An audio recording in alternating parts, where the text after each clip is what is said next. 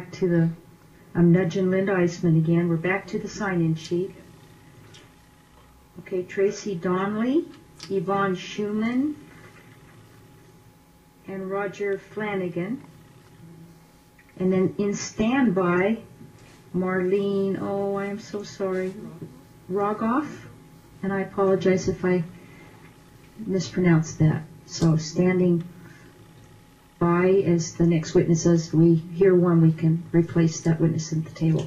And because, again, we're getting fax copies, if you'd state your name, spell it, and any affiliation you might have, and proceed. Good morning, Madam Chairman. My name's Tracy Donnelly. That's T-R-A-C-E-Y-D-O-N-L-E-Y. I am a broker-owner at a real estate company. However, I think I'm here today to represent the victims of collection agencies, aka short sale sellers. One of the witnesses before me testified that there were far more foreclosures closing than short sales. I'm here today to explain to you what I have witnessed firsthand. I regard myself as a very good negotiator. I've closed over 100 short sales.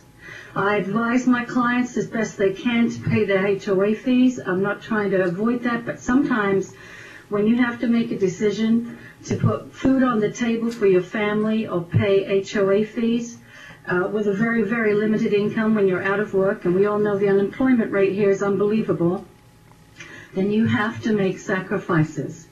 I have actively tried to negotiate with the HOA management companies and the collection agencies, in fact, far in excess of any super priority lien. I remember one time when we had a $9,300 and something bill for $2,700 worth of HOA fees, which I believe represented 13, 14 months in arrears. I went to that association with the bank's permission and tried to negotiate $3,000 plus in fees, which would have made them whole. Apparently, it was told to me through the HOA management company, but they were advised by the collections agency, which is not supposed to happen, but they were advised not to accept that.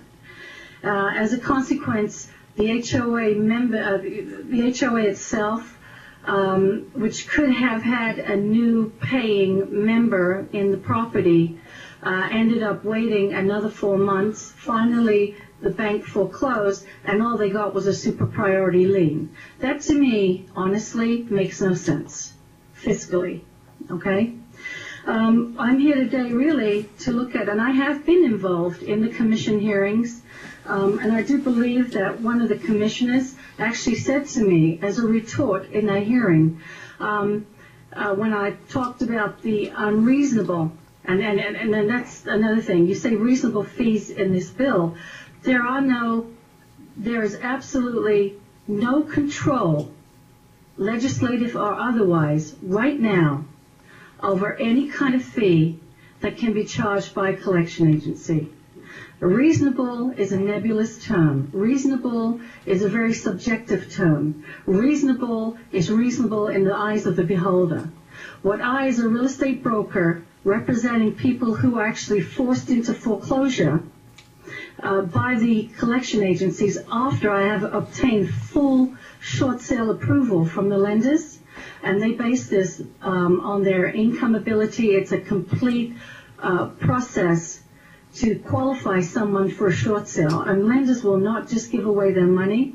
And as someone earlier testified, believe me, it's the taxpayers ultimately who are paying for this.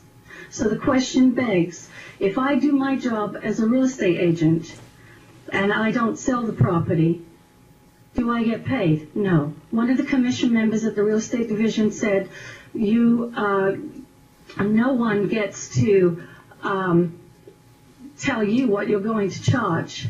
That's true, but however, I'm bound by market pressures, okay? Second, I don't get paid if I don't sell the house. And in my mind, if a collections agency does not realize funds for the HOA ahead of time, then they have no right to be paid. And that brings me to another point. The fees that you talk about being capped, that would automatically allow the collection agencies to have $3,000 in addition to the 9 months super priority lien. And I've said it before and I'll say it again today. When you put effective laws in for the banks and for everyone else, you don't need collection agencies except for those instances where people who have the means do not pay. I've also suggested before that if you have people who really cannot pay, and I'm talking about the people who should be given another chance to redeem their credit and not put into purgatory for 7 years, going from being a fully approved short sale to pushed into foreclosure by the collection agency who absolutely refuses to yield one cent. Ms. Donna, you need to wrap up, please. Okay, well, my bottom line is this. If you allow this bill to go through on that part of the bill, I know it's very small and we keep talking about that, you are actually allowing the collection agencies to automatically get $3,000 whether or not they do their job. And to me, that's wrong, and I hope, for goodness sake, that the governor gets involved, because if he doesn't, it will become a federal issue, just like they just created a law right now for short sales and anyone doing loan modifications, no upfront fees, no nothing else. That came from the feds because guess what? We passed a stupid law in this state that says you could do that. You could charge upfront fees. And the very people that we were trying to protect were victimized. Thank you. Thank you. Our next witness.